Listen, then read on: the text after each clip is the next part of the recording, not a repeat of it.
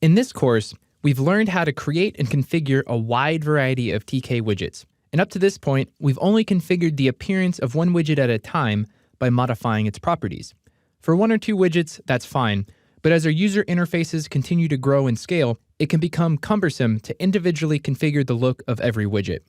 Fortunately, the themed TK module has a mechanism to help us with what is called styles. A style describes how a widget will appear depending on its state. TK widgets can be one or more of the 10 possible states at any given time, depending on how the widget has been configured and how the user is currently interacting with it. For detailed definition of what each of these states represents, refer to the TK documentation on widgets. With the TK style, you can describe how a widget might glow when the user hovers their mouse over it, or how to make it look subdued and grayed out if it's been disabled. Since every widget type has its own style, TK also has themes, which are collections of widget styles which share a similar type of appearance.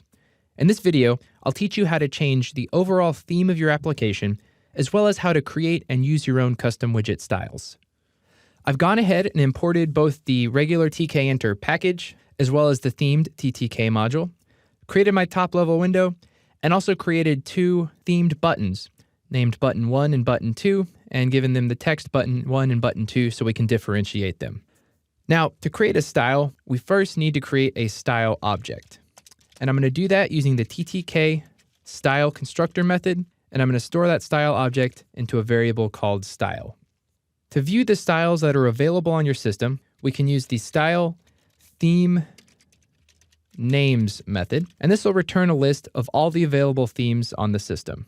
You can see our system has a theme called WinNative, one called Clam, Alt, Default, Classic, Vista, and XP Native. To see which theme the system is currently using, we'll use the theme use method and call it without any parameters. This returns the name Vista, so I know that my system is currently using the Vista theme.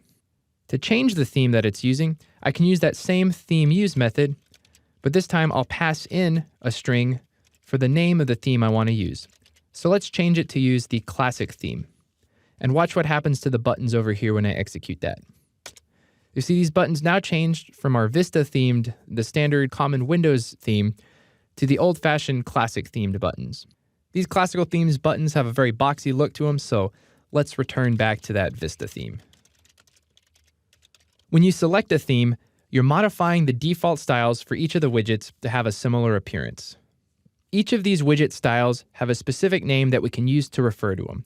The names for widget styles typically follow the convention of placing a capital T in front of the widget's name. For example, T button is the default style for the button, and T frame is the default style for frames. There are a few exceptions to this standard. The style for the tree view only has one T in it, so it's just tree view, not T tree view. Unlike the widget's constructor method, the style for the paned window only uses a lowercase w. And finally, widgets that have a horizontal and vertical orientation option have a separate style defined for each. Those styles are named horizontal.widgetName or vertical.widgetName, depending on the orientation. To find out the name of the default style that a widget uses, call the winfo class method on an object. So I'll call on my button1 object, winfo_class, with no parameters. And this tells me that, as expected, it uses the T button style as its default style. Now, if we want to configure the T button style to change the look of all the buttons in our program, we can do so by using that style object we created earlier and calling the configure method. With the configure method, I pass in the first parameter, which is the name of the style I want to configure. So I'll pass a string with T button, and then I can change one or more properties about that style. So I'm going to change the foreground property, which changes text color, to be blue. And when I execute this, it should change the text on both of my buttons to be blue because they're both using the T button style. Sure enough, there it does. In addition to just modifying the default styles, I can also create custom styles, which are derived from other existing styles. Let's create a custom button style for an alarm button that'll be bold so the user can easily find it on the interface. To do that, I'll use the style.configure command, and instead of giving it an existing style name, I can define a new style name, and I do it in the form of my new name dot the existing style name, which it's going to be derived from. And then I can specify some additional properties to configure. So I'll change its foreground to be orange, and I'll change the font here to be Arial large, so size 24, and we'll make it bold. By creating this alarm.tbutton style, it's created a new style of that name, configured the foreground and the font to be orange and size 24 Arial, but all the other existing properties from the tButton will be inherited into my new alarm.tbutton style. To use this custom style, I just configure the style property of the widget object. So for button 2, I'll call the config method, and I'll set the style property to the string alarm.tbutton. And now you can see my button number 2 is using that style. It's inherited all the other regular tButton configurations, except for it has a new foreground and a new font. We can configure different style settings depending on the state of the object by using the map method. So if I want to modify my alarm button to look pink when it's being pressed and gray when it's disabled, I can do so by mapping those to the alarm style. So I'll call style.map. I specify the style I'm going to be mapping to, which is the alarm.tbutton style. And then I'll be changing the foreground on this style. Now, for the map function, each of the properties that I'm going to be configuring, I'll pass a list of list. And each of those lists inside the list of list will contain a pair of the state and value for that property. Sounds a little crazy, so let me go ahead and just demonstrate that. I'll create one pair list here. When the button is in the state of being pressed, I'll change the foreground to be pink. And then I'll create another list here with a pair that when the button is in the state of being disabled, I want the foreground to be gray. So I can pass in as many of these different state and property value pairs as I want to, and the foreground will be changed according to the state that the button's in. Make sure I have my parentheses lined up.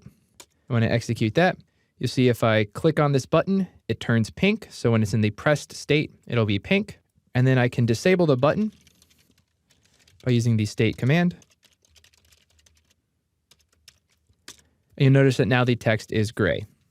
So far, I've only demonstrated some simple style changes to the font and color of the button's text, but there's a lot more that you can do to modify the widget by configuring the individual elements. As a heads up, this is where styles can get very detailed and complicated. Each TK style is composed of one or more elements. To see what those elements are that compose a specific style, you can use the layout method.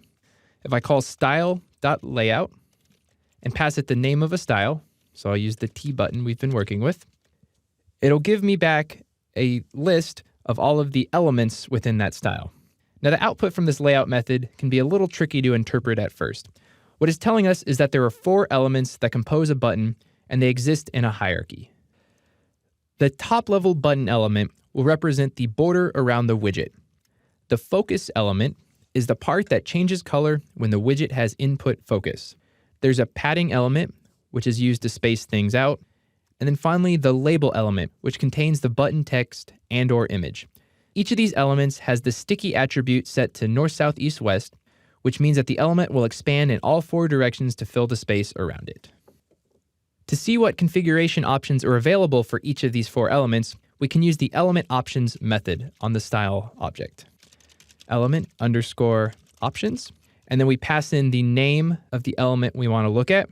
So for example, let's look at the button.label item.